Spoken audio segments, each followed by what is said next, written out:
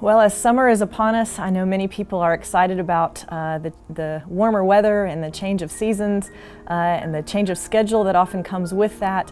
For many of you, you might be taking a break from classes or taking a lighter load throughout the summer as you continue your studies. So we just wanted to bring you a word of encouragement as you go into this summer season and are looking at different schedules.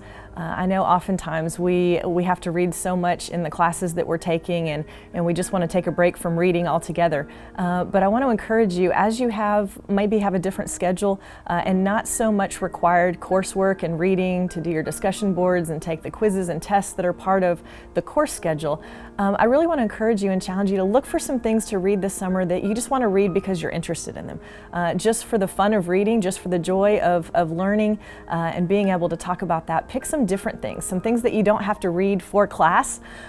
Look at biographies and look at the stories of men and women around the world that are in leadership positions and that are involved in different disciplines in different areas of the world. Look at Christian leaders and the example of their testimony and their story and what God has done through them. Read a missionary biography. Follow the story of someone who has moved to another context for the purpose of talking about Christ and making Him known. And in the process of doing that, learn about God and learn about that other culture. It's an amazing opportunity that we have to learn from the testimony of others, to learn from the story of others and what God's done through them. And we can learn through their challenges, through their mistakes, and through the victories and the things that God has done through them in that process. So I would encourage you to consider that for this summer. There are so many genres of books to read and things to challenge yourself with. Pick some things that are fun for you. Pick some discipline that you're interested in or a topic that you're interested in. Pick something that relates to your family, an interest that your family has, and read that and then share that with them. Make it a fun process of not just reading for the sake of quiet time and reading, though many of us enjoy that, but read for the sake of talking about it with others and developing that community and sharing that with other people as well. There are some great history books. There are some great books on culture in the world. For many of us now, we turn on the news at night and we see reports of things that are happening around the world, and maybe some of those names and places are becoming familiar, but we really don't know much about them or the people there except for what we hear on the nightly news report.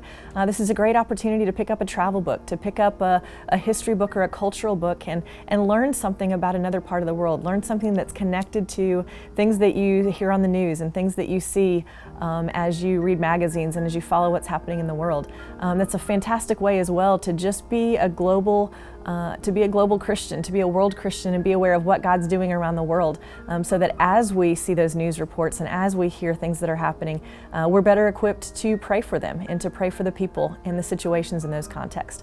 Fiction is another great genre. Read something for fun. Read something that is not going to be required for class, but that you would find enjoyment in and that would stretch and challenge you. Look at the New York Times bestseller list and see what's popular, see what people are reading, and be discerning in that, but at the same time, take the opportunity to be intentional in picking some things to read.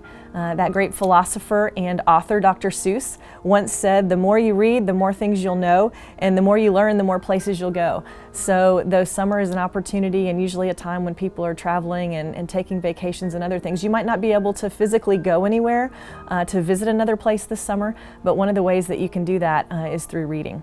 So be intentional, have fun with it, enjoy the process of learning, and share it with other people who are around you. Make that a family activity or community.